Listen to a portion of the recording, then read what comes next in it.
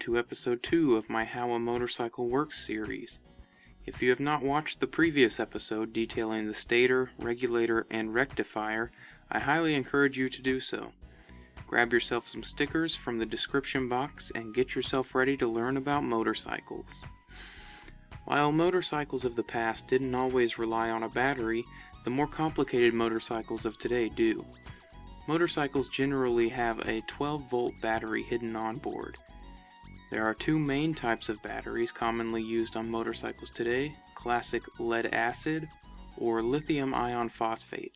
Lead-acid batteries are the most common and come in three different types: flooded, which uses liquid battery acid; gel, which replaces the liquid with a gel; or AGM, meaning absorbed glass mat, which has the acid wicked into specially made glass mats. Lead-acid batteries have been used for a long time, but have many drawbacks to them. Their usable capacity is limited to between 40 and 50%, they have a limited lifespan, they discharge even when not in use, and they are very heavy. Lithium iron phosphate batteries are much newer and have many advantages over standard lead-acid setups. They are usually smaller, much lighter, safer, and have better lifespans. These batteries can be very costly.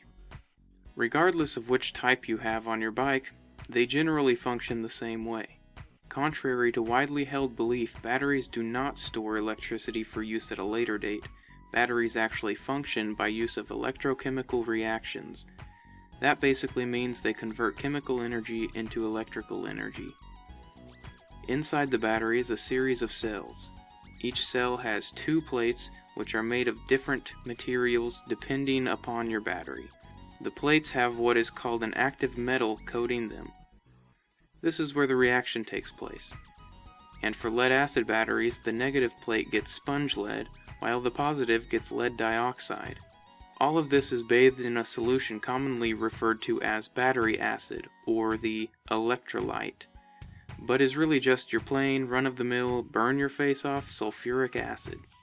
Now, here comes the chemistry.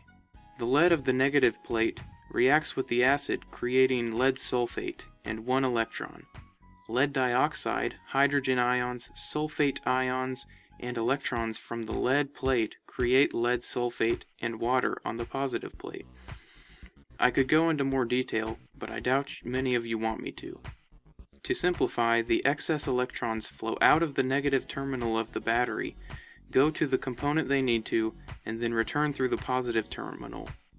The current flow is caused by the oppositely charged ions moving around inside the battery.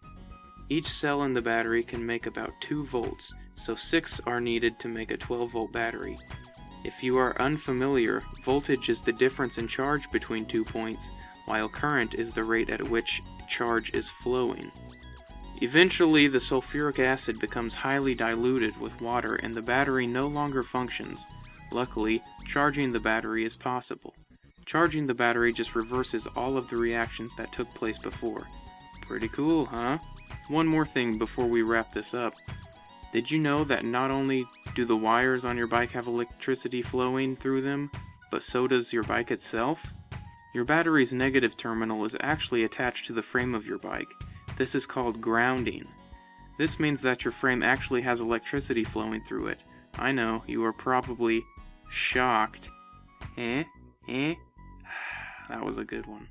No, you might be wondering why you aren't shocked when you touch the metal on your bike. But that is an explanation for another time. Or you can look it up like the strong, independent, Google-using human you are. I appreciate you tuning in for episode 2 of How a Motorcycle Works. Don't forget to subscribe for motovlogs on Tuesdays and How a Motorcycle Works on Fridays. Grab some stickers using the links in the description box. Next week we delve into the engine and its components, and it should be less boring. Comment down below if you learned something or have any thoughts. Stay safe out there, guys and gals. I will see you in the next one.